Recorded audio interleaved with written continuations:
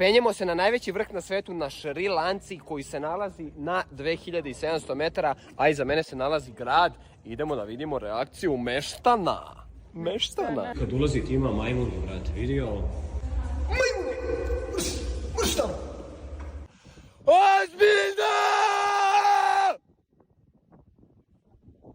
Da nema magle, ovdje ću da vam pokažem. Ovo je pogled. Good.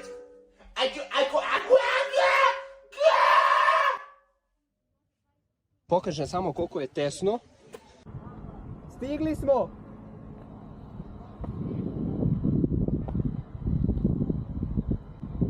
Ovo je vrh, ljudi. Ovo je vrh, a i ovo je vrh. Lal. Ozbiljno! Ne čuo sam ništa. Ozbiljno! Sad ću opet. Ne! Ovo mi zvoni.